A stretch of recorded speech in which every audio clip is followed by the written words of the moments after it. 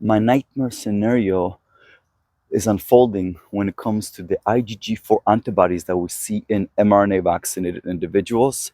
Why do I say that? Is because I finally came across first publication. It's a preprint that shows that those individuals who were vaccinated with increasing number of mRNA shots had increased risk of negative outcomes if they had cancer. Specifically, these clinicians were looking at pancreatic cancer. That's one of the worst cancers you can have, though. The survival chances are slim, and they did remind us that it is the third leading cause of death for cancer patients, but it's the first paper that shows this correlation between IgG4 antibodies and problems when it comes to cancer patients. Why is this of concern? Is because I personally was involved in a review that discussed the potential danger of IgG4 antibodies in mRNA vaccinated individuals. This is strictly those who took mRNA shot, either Pfizer or Moderna, and we see elevated IgG4 antibodies practically in all mRNA vaccinated individuals. The only difference is maybe people who were infected first prior to having shots. So this is first of its kind, a problem, and I specifically discussed this previously in that review, that this could be a problem we could be seeing down the road. And the reason why is because IgG4 antibodies have indeed been in the past implicated with worse cancer outcomes. This does not mean IgG4 antibodies cause cancer.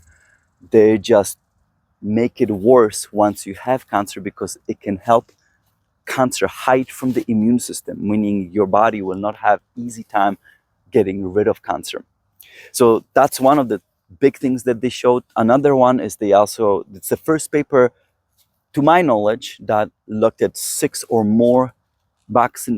times or more vaccinated individuals with mRNA shots. And also first paper, to my knowledge, that shows a correlation between total levels of IgG4 antibodies in person's blood in circulation and the IgG4 antibodies targeting spike protein specifically, because those are the ones we see in mRNA vaccinated individuals. So that's my brief summary. Now let's get into details. My name is Dr. Mikkel Rashik of Merogenomics. Let's get started. So this is a preprint from Japan. I like work from Japan because Japanese scientists typically say things as it is. They don't really sugarcoat things. So I like studying science from Japan. But it's a preprint, meaning it hasn't been peer-reviewed. So keep that in mind. This still could turn out to be a complete nonsense. I'm exaggerating on purpose, but just keep that in mind. So, but nevertheless, it's very, very important news. And by the way, I made a video on that review on IgG4 antibodies that I did. So check that out if you want more background information on how IgG4 antibodies are bad for cancer. What really happens is that when you have too much antigen, meaning something that is presented to the immune system, eventually your immune system can switch so that it produces these IgG4 antibodies, so that these IgG4 antibodies can act like a cloak and hide that antigen from the immune system. And this is how cancers can start evade our immune system recognition. So this is something similar here with the spike proteins. There might have been too much antigen presented to the immune system, meaning too much spike protein. We don't fully yet understand as to why this happened. There's many theories about that, or as to why that could have taken place. But as a consequence, now all mRNA vaccinated individuals, almost all, produce these IgG4 antibodies. Why is that of concern? Is because when it comes to cancer, it doesn't matter what IgG4 antibodies target. It's irrelevant what they attach themselves to. The reason why is because it's their stocks that are significant, stocks that are supposed to be recognized by the immune system specific cells, and they don't. IgG4 antibodies are not recognized by immune system cells that are supposed to, otherwise with other type of antibodies, they're supposed to recognize it and get rid of the problem. And this is how IgG4 antibodies can cloak something away from the immune system. So this is called the way of getting rid of the problem in a body via antibodies. These are called effector functions. I discussed these previously as well in my videos related to IgG4 antibodies. This is so cute. Check this out. I hope I can show this to you. There's this cute little bear statue in this playground. And basically it has been shown previously that these IgG4 antibodies targeting spike protein also could be reducing effector functions in the mRNA vaccinated individuals. That's not good for cancer. And if you have cancer, and the reason why is because that's how cancer could start avoiding recognition by the immune system, and the immune system no longer is successful in getting rid of cancer in such a scenario. And this has been seen in the past with cancers. So that's a bit of a background. So what did these clinicians do? This is a specific hospital in Japan where they were grabbing pancreatic cancer patients over a number of years. So the study lasted from 2018 to 2023, and what they were observing is that year after year, the survival for pancreatic cancer patient was actually increasing. So in the very first, and they studied about 272 pancreatic cancer patients here, and I'll break down what would happen with this subgroup of people. And out of those 270 some patients that they studied over a time span between 218 to 2023, if they divided it into each individual year, and this is the first image we see in the figure, you can see that actually survival of the pancreatic patients was increasing year after year. So to 2018, you see the first black line at the very closest to the y-axis, that's 2018. Then above that is 2019, meaning such patients were surviving better. And then patients previous year, and then there's 2020. Those are even doing better than 2018 and 2019. That's significant, by the way, because 2020 was already the first year of pandemic. That's one of the excuses that we're being told as to why we might be seeing uptick in cancers, and the reason why is because there was reduced access to services. But we don't actually, the data doesn't seem to be supporting that. The data, at least that I've been looking in the past, because we see that 2020 here is a perfect example. There's even increase, still the best survival year was in 2020. Where things started to get bad was 2021, the year of mass vaccination, and then that's the first red line we see. It drops below that, and then 2022 it gets worse, and 2023 was the worst year. So clearly the years of pandemic post mass vaccination, that's where things start to go bad. And in the next image to that, they separated these no longer by each individual year, but they separated the cancer patients between the survival shows the survival of these patients between 2018 and 2020 versus 2021 to 23. And you can clearly see that those prior to mass vaccinations were surviving better, these pancreatic cancers, than, or for longer periods of time basically, than individuals after.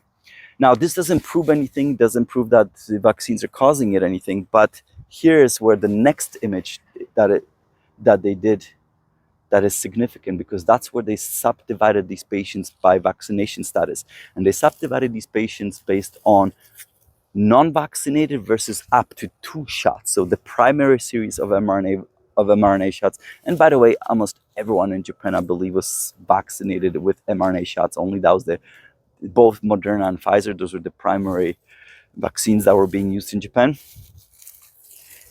versus those who had 3 or more mRNA shots. And you can clearly see that those who had 0 to 2 shots were surviving better than those who had more shots. So you can see in red, those who had 3 or more mRNA shots, their survival of surviving pancreatic cancer was worse, meaning these patients were dying faster than those who had no vaccine or up to 2 shots. So that's how they divided it. So approximately 50 of these people who were studied were those who had 3 or more shots, and about 170 some people were those who who had 3 or more shots. So by the way, before, when they were looking at all the years, they had 270 patients. Those who had vaccine history, there was fewer. It was about 220 some patients. So that's why the number of study patients is now dropping. And the hazard ratio, meaning what was your likelihood of increased risk of reduced survival between 0 to 2 shots versus those who had 3 or more shots, that hazard ratio was about 1.7, meaning those who had 3 or more vaccine shots were 1.7 times more likely to have reduced survival odds than those who had fewer shots. Okay, so that's basically based on the vaccination status. Then what they did next is they took some portion of these people, about 96, I think, who was just over some 90 patients, and they had blood samples for these individuals, and they looked at their IgG4 levels, total levels. They didn't look what these IgG4 antibodies were targeting. They just simply looked at their total levels, and this is where it gets interesting. So, and remember, there's just 90, I think it was 96, there's just almost 100, and they divide approximately 50 of those were still 3 or more shots versus about 50 who had 0 to 2 shots of mRNA shots. And once again, if you subdivided these people's survival of their pancreatic cancer based on vaccine status, once again you see that those who had fewer shots were surviving better or managed to survive for longer than those who had more shots. What's really interesting is that the survival curve for those who had 3 or more shots is almost identical to the previous figure I showed you. But the ones who had 0 to 2 shots, now the number is different, it's fewer than before, and their survival curve is way better than previously, way better. So it shows you how the more data you have, probably the more accurate information you can have, because clearly now the hazard ratio was about 4 times worse for those who had 3 shots or more versus those who had 0 to 2 shots. And the authors don't explain why such a dramatic difference between these two graphs. They don't elaborate on that. Why was the survival worse, 1.7 times worse before versus now 4 times worse? But it might have to do with how many individuals in either of these groups were non-vaccinated versus 1 shot versus 2 shots. I wish they elaborated on that and they separated these data, the data into greater details like this. Unfortunately, they didn't. So, but significant survival difference. But they also, of course, as I just told you, they looked at the IgG4 levels, and clearly those who had 3 or more shots, they showed this graph, that they had more IgG4 in their circulation than those who were either non-vaccinated or had up to 2 shots. And this is something that we've seen. That's not a surprising news. This is what we've seen time and time and time again. Numerous publications basically show this. Basically, if you take a look at mRNA vaccinated individuals anywhere in the world, if you look at their IgG4 levels, those who had 3 or more shots always showed higher levels of IgG4 antibodies than those who are non-vaccinated or had maybe up to 2 shots. Up to 2 shots, you can still produce these IgG4 levels, but it requires time. And the problem is that if you are mRNA vaccinated and then you subsequently become infected, infection afterwards acts as if you were getting another mRNA vaccine shot in terms of elevating those IgG4 antibody levels. So that's unfortunate, but you can clearly see that in a supplementary figure. They subdivide that further, and I thought that was interesting. So they show 0 to 2 shots versus 3 to 4 shots versus 5 and more, and you can see the more shots these individuals had, the more IgG4 they were producing. But it's the next image that was really interesting, when they actually separated the survival of these pancreatic patients in accordance to their IgG4 levels. And you can see that those who had 48 milligrams per deciliter or less were surviving better than those who had 48 milligrams per deciliter or more. And So you can see those who had high levels of IgG4 antibodies, more than 48 milligrams per deciliter. By the way, I actually don't like those units. I like milligrams per milliliter. So 0.48 milligrams per milliliter. Those who had more than that, they were surviving. Their survival rate was worse than those who had less than that. Okay, so that's really significant. Now, I can tell you when it comes to this amount, 0.48 milligrams per milliliter, that's still within a normal range of what is observed in a general population. In a general population, the typical amounts could be seen from 0.1 to 0.5 milligrams per milliliter, or less than 0.1, but you can see up to 0.1 to 0.5, and that's still normal. So it's interesting that they subdivide this to where around 0.5 milligrams per milliliter, they were already seeing that such individuals were doing worse off when it comes to survival of their pancreatic cancer. I previously warned about 1.35 milligrams per liter. Why did I focus on that amount before? Is because of the fact that this is the diagnostic criteria for the IgG4 related disease. It's a specific type of disease that people can have where they produce too much IgG4 antibodies. It's a type of autoimmune condition where the result is that production of too much IgG4 antibodies. And this is why I previously warned in my videos that should be the amount that you should consider looking at if you're mRNA vaccinated individual, whether you pass that threshold or not. But clearly these individuals suggest that perhaps that number should be maybe 0.5 milligrams per milliliter. But that's only, remember, only if you have cancer. And we're going to talk about what could you do, what could you be doing in terms of helping yourself in this situation.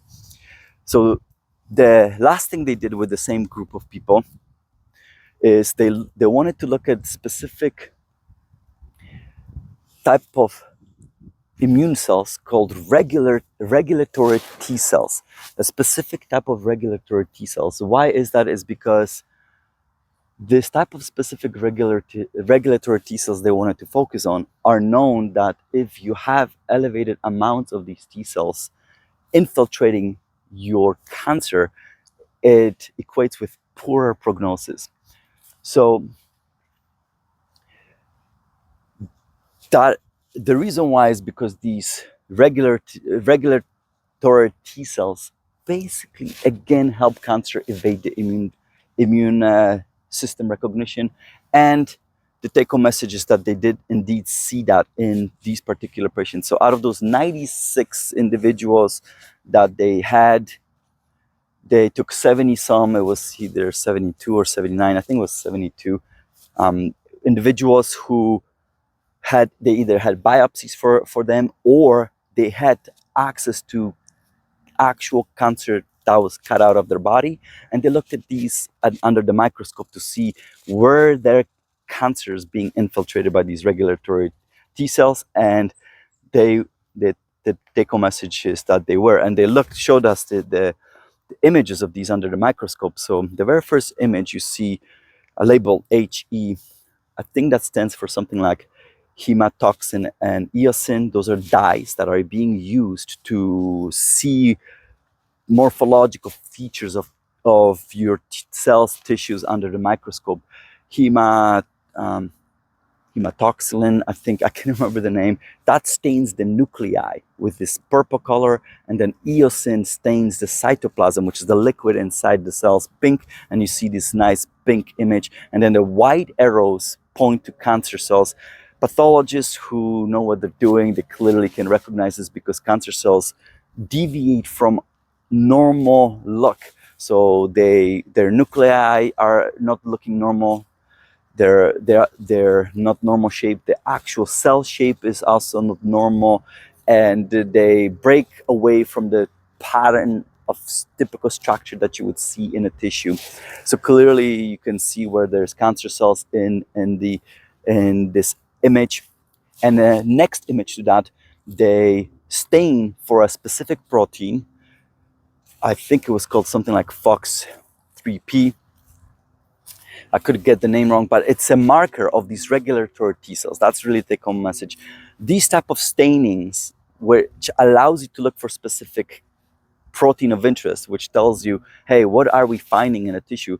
That's called immunohistochemistry. It's a chemical way of being able to see a protein of interest, and they clearly are seeing this protein. And this is the way that can show that these regulatory T cells are infiltrating these tumors. Why am I telling you all of this? Is because they also correlated that with regards to IgG4. So, for example, and vaccination status. So the also showed an image that those who had 3 or more mRNA shots had higher levels of these regulatory T cells infiltrating their cancers, and and vice versa. Those who had higher levels of IgG4 in their blood, they also had higher levels of these regulatory T cells infiltrating cancers. And those regulatory T cells have been known in the past to help or induce production of IgG4s as well. So there is a commonality going on there. So I wanted to mention that because, to my knowledge, they're the first guys who also were studying this and showed this with regards to mRNA vaccinated individuals as well.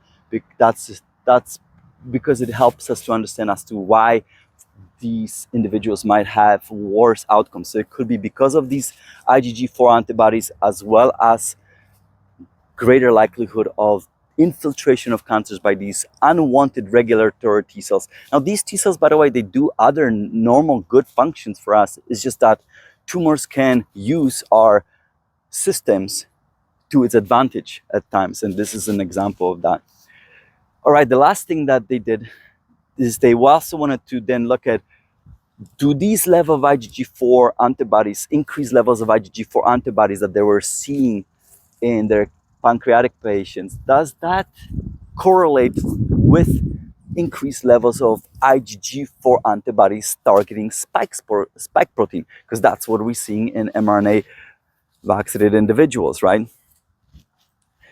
So what they did is they took some of these pancreatic patients and they compared them against other individuals as well. So they also looked at some patients with other cancers, and they looked at some people who had that IgG4 related disease that I mentioned. So somewhere between, say, 13 to maybe 18 such patients. And they also contrasted that with about 30 some patients who had benign tumors. And they, if you look at all of that group, this is again 70 some people. I think this is where the 79 number comes from. All of these people, they show the graph that if you look at their IgG4 antibodies targeting spike specific protein, you can see that in all of these individuals, that amount of IgG4 antibodies is highly elevated. You can see that with the light blue color. Now I can tell you that this level of IgG4 antibodies should be way, way lower than that. It should be at the very bottom there. So it shows you how dramatically levels of IgG4 antibodies targeting spike protein are elevated in mRNA vaccinated individuals. Now, this graph shows all of them, those who were non-vaccinated as well as vaccinated, but then they also separated it based on the study groups.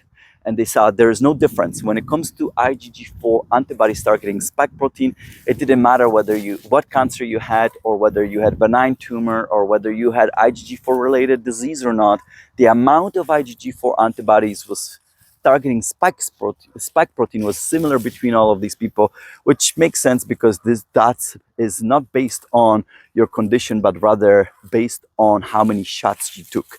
And this, the last thing they showed the correlation between how many shots these individuals had versus the level of IgG4 antibodies, and they separated between 0 to 2 shots. There was a very small group of people, those who had 3 shots, 4 shots, 5 shots, and 6 or more shots. And you can clearly see in this graph that the more shots, mRNA shots that individuals had, the more IgG4 antibodies were being produced. And this was statistically significant in comparison to those who had 0 to up to 2 shots. Now, I really wish they separated non-vaccinated individuals from any of the shots, but they chose not to. There's nothing we can do about that, but clearly they're pointing it out there is elevation in IgG4 antibodies. And then the last thing they did, and this is also very important, they show that there's a correlation between spike-specific IgG4 antibodies and the total amount of IgG4.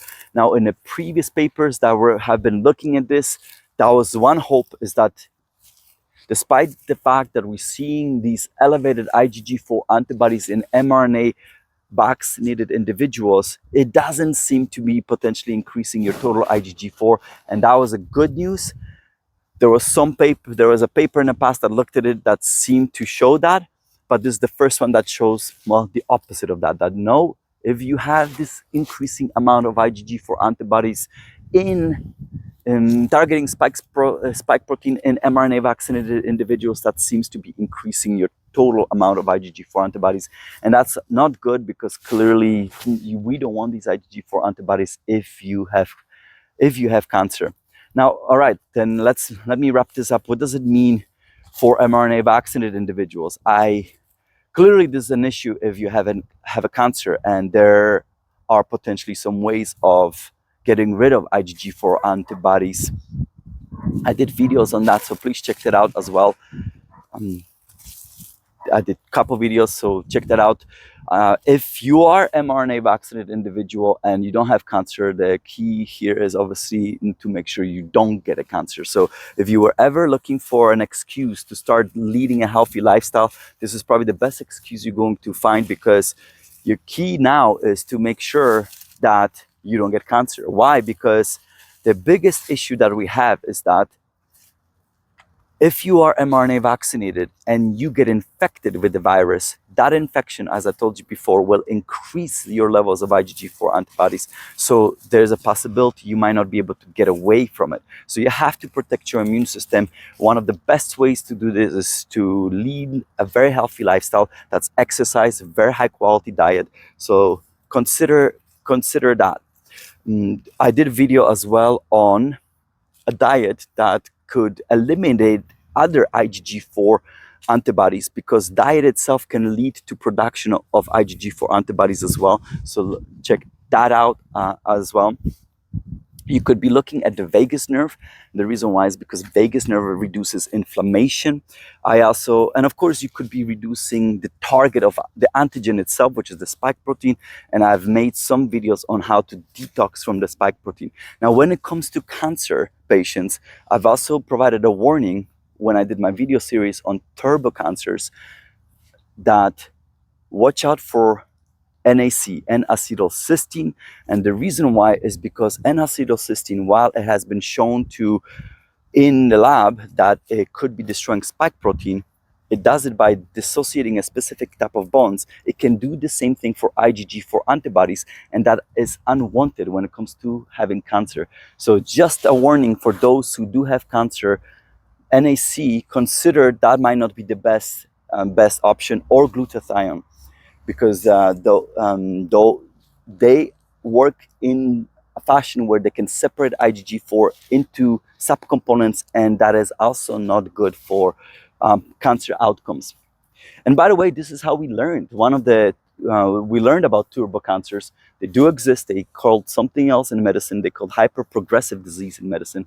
That's how we discovered turbo cancers, by introducing medication that resulted in hyperprogressive cancers. Guess what that medication was? It was IgG4 antibodies. So this is how we got some clues on how this works, and I made video series on that as well.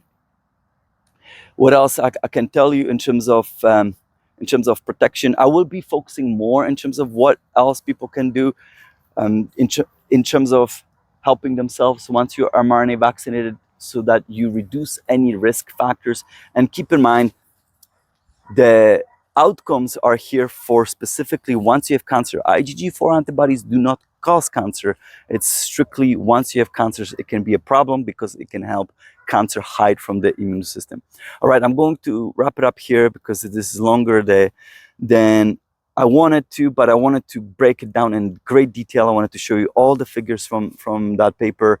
And hey, also please check out my Patreon account. This is where I post additional content that doesn't make it into YouTube, and also all of the content is pre-screened on my Patreon account first and voted by my Patreon members as to what comes out on YouTube. So if you want to be first one to see it and decide what goes on YouTube, you can have your input on my Patreon account as well.